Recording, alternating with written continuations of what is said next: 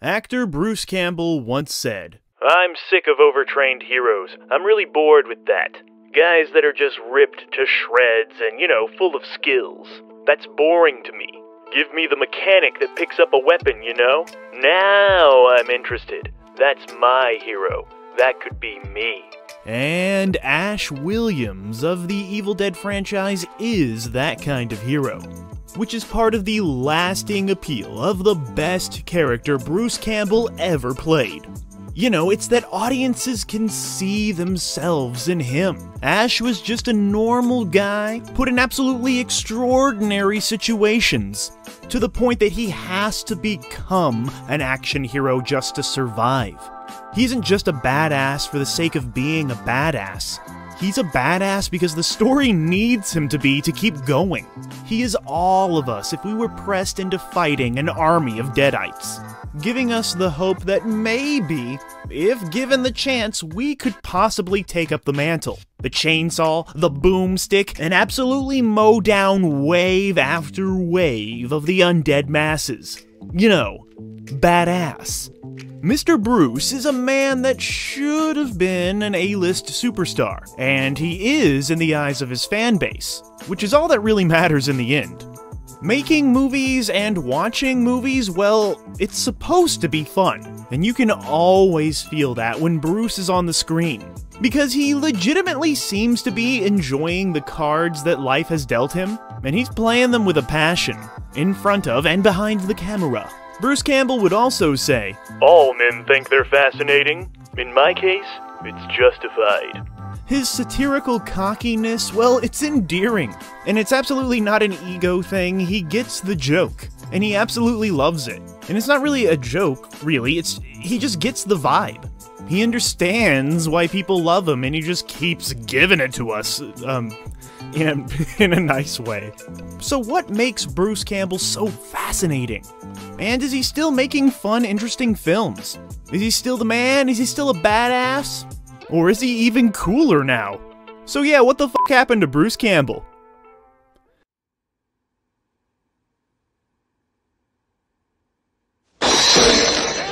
But to truly understand what the f*** happened to Bruce Campbell, we must begin at the beginning, and the beginning began when he was born on his birthday, 1958, Michigan, USA. His journey into acting was sparked by watching his father act in community theater, and because of this love of the arts, he formed a fruitful, long-life friendship in high school when he met future master filmmaker Sam Raimi. These BFFs got together and decided they wanted to make some movies, and decided that Bruce Campbell would be the actor because he's more handsome. So little Sammy and little Brucey, they would collaborate on a short film called Within the Woods in 1979. And this short film right here was part of their pitch to fund a feature film.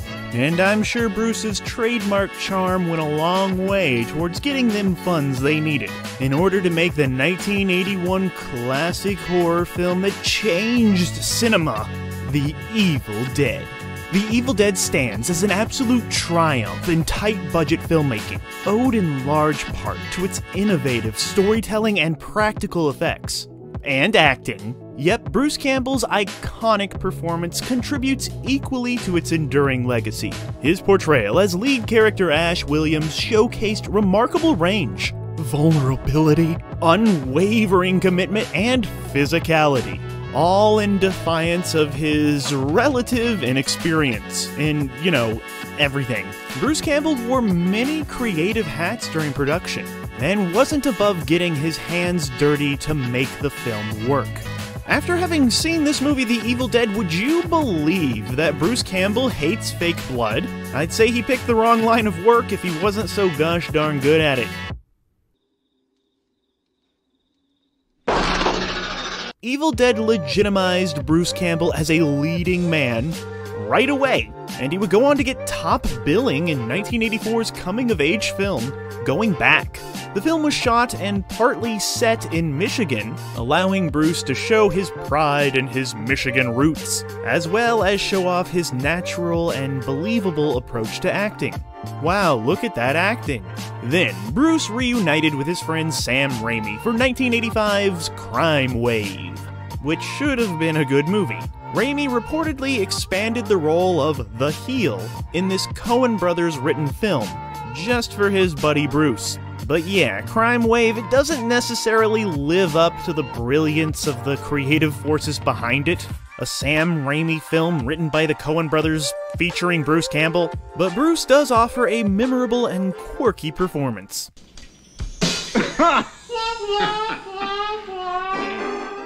Campbell and Raimi bounced back strong in 1987 with perhaps their most beloved collaboration, Evil Dead 2. This sequel/partial retelling allows itself to play around a little bit more than the original and bring on some full-on frickin' hilarious dark humor, and still be absolutely terrifying, and all the better for it.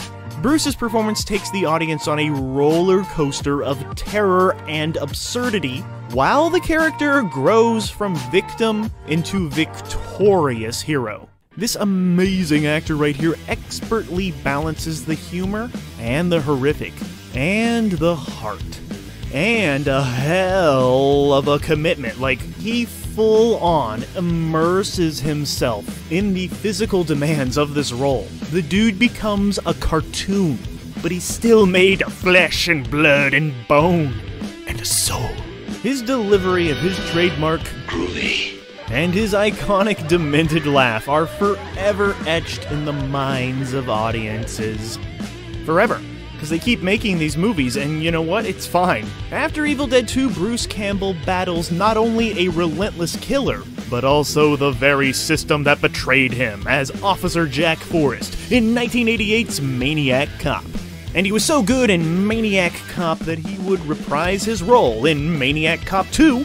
These movies are pretty typical of B-movie slashers of the time, but they are absolutely worth seeing, specifically for Campbell's portrayal of fragility and resilience. He doesn't need to be this good, but he is. Bruce Campbell was also featured in 1989's Sundown, The Vampire in Retreat, as a descendant of the legendary Van Helsing. Some people claim that the show True Blood borrowed some elements of this story. And Bruce admits that Sundown, The Vampire in Retreat, is a role that he took because he was desperate for money. But it has turned into one of his bigger cult hits. This guy has a lot of cults. He played astronaut Ray Tanner in 1989's Moontrap, who got, trapped on the moon, if you can believe it. Bruce brings his characteristic charm to this sci-fi horror before undergoing a genuinely scary, if all too brief, transformation. Next, not for the last time, Bruce would reunite with his buddy Sam Raimi for a superhero flick in 1990's Darkman. And you have to sit through the whole thing before you see Bruce, because he kind of makes a comedic cameo at the very end, making us all go, "Is that Bruce Campbell? Oh, cool, okay, yeah, cool."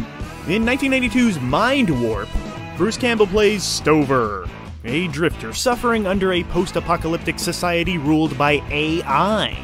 Maybe this is a preview of what is to come. And Mind Warp is a less refined exploration of the same themes that The Matrix would explore 7 years later. Bruce is always making these movies ahead of their time. But instead of fighting simulations, Bruce is, fighting mutant cannibals.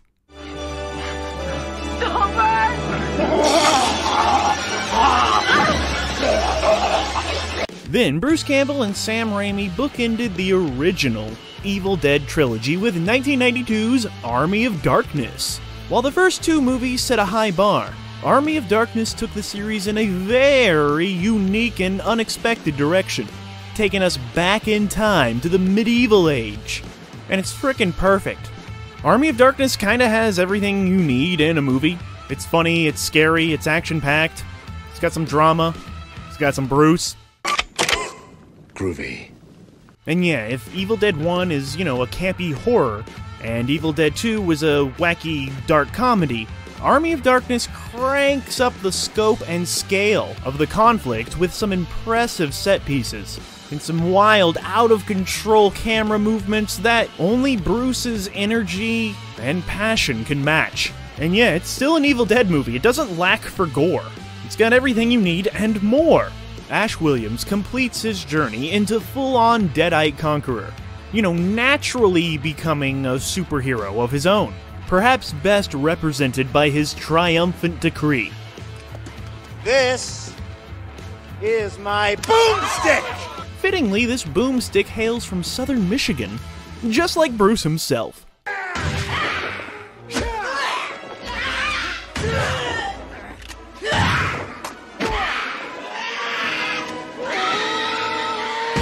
Bruce Campbell also made a mark on television in the mid-90s. First was The Adventures of Briscoe County Jr. in 1993, wherein he played a lawyer-turned-bounty hunter named Briscoe County. Jr. is a person, not a place. This western had some amazing sci-fi elements thrown in and earned a passionate fan base. But unfortunately, the studio and the producers and everybody, they didn't exactly know what to do with this because it was so unique. But it was too cool to earn a second season.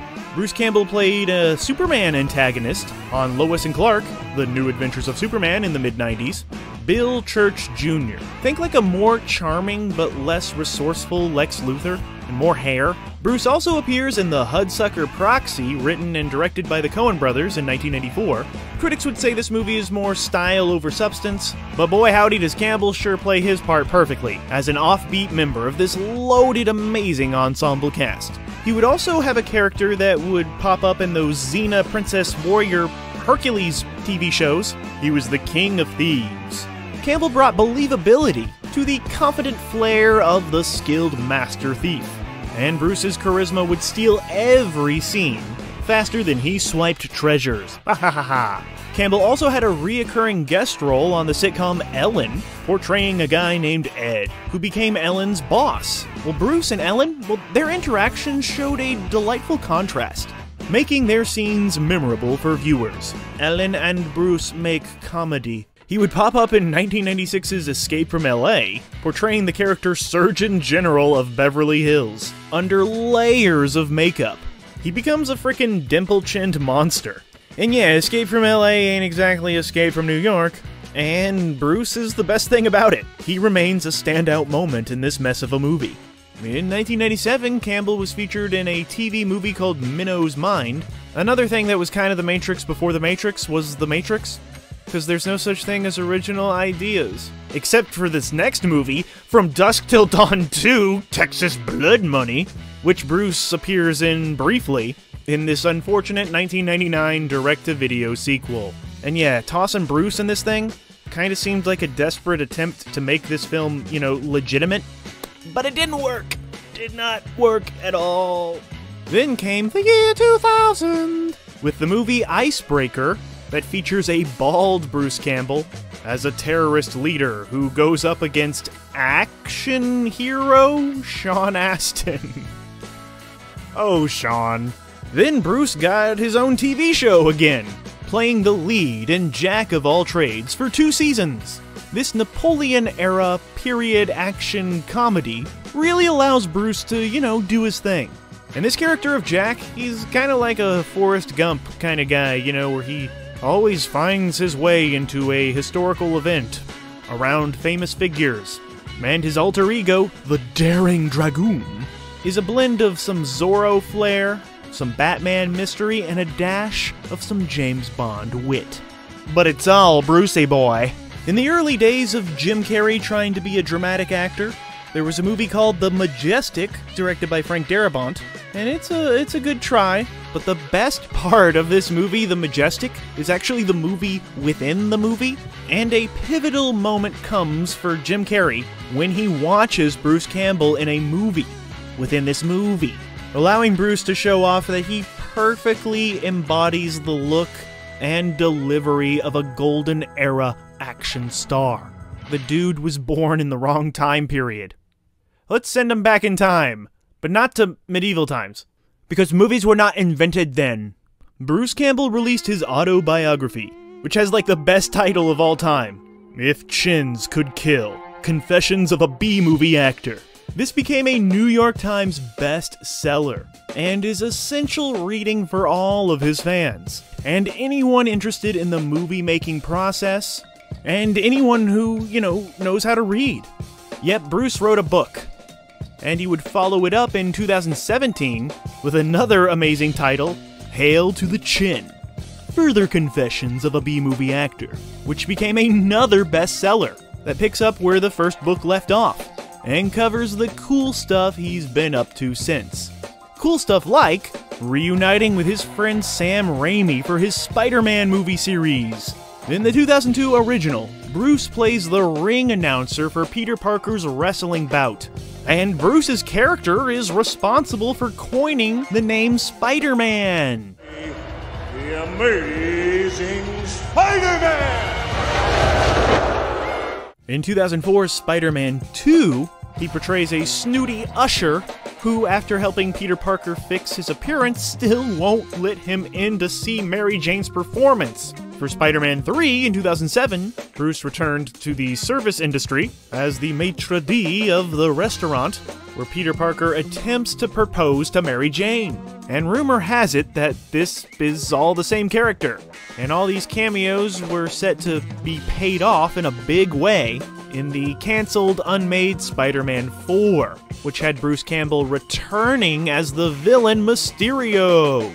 And the urban legend out there says that it would be revealed that he had been disguising himself as the other characters this whole time as part of his surveillance of Spider-Man. That's kind of ridiculous, and Bruce denies all these rumors. He denies all allegations! Bruce Campbell returned to his absurdist B-movie comfort zone, and by B-movie I mean beloved cult hit that starts with a B, Bubba Hotep. In it, Bruce plays a man who may or may not probably is Elvis, who faked his own death and is now, an old man, teams up with a man who may or may not be JFK to fight a murderous cowboy mummy. For all of its oddity, Bubba Hotep is a poignant and endearing film about growing old in a society where the old are mistreated. And it has some mighty powerful themes about facing death. It's one of those movies that you're like, I can't believe they actually made this, and I can't believe it's actually good. Bruce is absolutely amazing as elderly Elvis. So amazing that many people say this may be his second finest performance, or second best character, after Ash Williams, of course. And there's actually a comic book where Ash Williams teams up with elderly Elvis, so that's frickin' awesome. Then Bruce Campbell would put on his director hat, while still wearing his actor hat, as he would direct and star in 2005's Man with the Screaming Brain. The concept is interesting, but the movie doesn't really do much with it. He would then steal the show and stand out as Coach Boomer in the 2005 family-friendly Disney superhero movie Sky High, and probably the best scene in the movie. Okay, I know I just said that elderly Elvis is his second most memorable, beloved character after Ash Williams, but actually it may be Sam Axe from the show Burn Notice, whom he played starting in 2007. The character is a skillful, loyal, and grounded companion to the main character, who provides some comic relief. Campbell's portrayal was so beloved by fans as to inspire a spin-off prequel movie called Burn Notice: The Fall of Sam Axe in 2011. He would then do the director acting thing again, and Bruce Campbell would direct and act in a movie about Bruce Campbell, titled My Name is Bruce, in 2007. Obviously, this movie is a bit self-indulgent, but it's a hell of an improvement over The Man with the Screaming Brain, and there's a lot of meta humor to appreciate, especially for the target audience of Bruce Campbell's fanbase. So yeah, if you love Bruce, you're probably gonna like this movie. And if you don't love Bruce, I'm surprised you made it this far in this video essay. Then, for some reason, Sam Raimi directed Oz the Great and Powerful. So of course he brought his friend Bruce in for a cameo. Bruce would then go on to produce the 2013 kinda reboot thing, Evil Dead, thus adding, legitimacy to this reboot. And he appears in a brief teaser in the post-credits.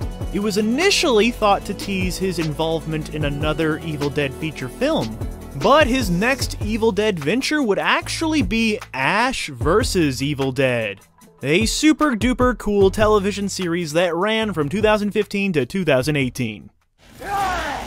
Let's go. In the show, Bruce, as Ash, after spending 30 years in relative obscurity, haplessly unleashes yet another Deadite threat upon the whole frickin' world. The show and his performance are absolutely loved by critics and audiences alike for respectfully handling and having fun with all the elements that make the Evil Dead so gosh darn special. It was unfortunately released on a premium channel in a tough time for the television environment, and was cancelled after only 3 seasons. He does a pretty good reoccurring voice role, or so I'm told, on Disney's Rapunzel's Tangled Adventure, as King Edmund. And he's Chef in The Last Kids on Earth, which started in 2020. Bruce would then serve as the executive producer and the host for the Travel Channel's Ripley's Believe It or Not reboot in 2019. Reviews were mixed, believe it or not, but I think he does a fine job, believe it or not. Then Bruce Campbell would win the presidency and voice Richard Nixon in the audio tapes featured throughout 2021's 18 and a Half. This was actually the second time that Bruce has portrayed a former president, having been perfectly cast as Ronald Reagan in the television show Fargo. Bruce Campbell's latest cameo in a Sam Raimi Marvel movie would come in the form as Pizza Papa in Doctor Strange and the Multiverse of Madness, and is actually responsible for the funniest moments in this largely depressing Marvel film. But what's even more largely depressing is that Sam Raimi had a chance to make a frickin' Doctor Strange movie, and all he does is give Bruce a cameo? Like, Bruce should have played the multiverse. Bruce should have played everyone. Then he did another cameo in 2023's Evil Dead Rise. This cameo is a voiceover cameo as a recorded priest that warns against the dangers of the Necronomicon. And there's another fun frickin' fan theory out there that this priest is actually Ash Williams on another time-traveling adventure. And it very well could be, because I believe that Bruce Campbell is an ordained minister in real life. In late 2023, Bruce Campbell hosted Discontinued. It's a fun little show that takes a nostalgic look at trends and products and places and stuff and things that have become obsolete, unlike Bruce himself. This dude, Bruce Campbell, he is not just a B-list actor. He's a B-list legend. He's also a producer, a director, a best-selling author, and yeah, like I said before, an ordained minister. He's probably a bunch of other things too, but he doesn't really tell us much about his private life because that's what celebrities should probably do. Despite his bravado, he's universally described by those who know him as humble, kind, loyal, and dedicated. These days, when he's not acting, you can find him on the Comic-Con circuit hosting his own digital film festival, Bruce Fest. And he said that he'd be happy to return to the role of Ash Williams, which I'm sure fans would love to see. The story of Bruce is a simple one. One day, he and his friends made a cool movie that allowed them to go on to make a bunch of other cool movies for the rest of their lives. Bruce never really rose to the top of the industry, and unlike other actors, he never really had any major ups or major downs, especially when it came to respect for his skills. He just consistently maintained a level of coolness. So yeah, maybe he never reached that A-list superstardom, but if he did, that would have probably ruined him. But you know what he did do? He made millions of people happy with his talents. And isn't that what it's all about? So nobody should give a f*** about what the f*** happened to Bruce Campbell, because he's doing just fine.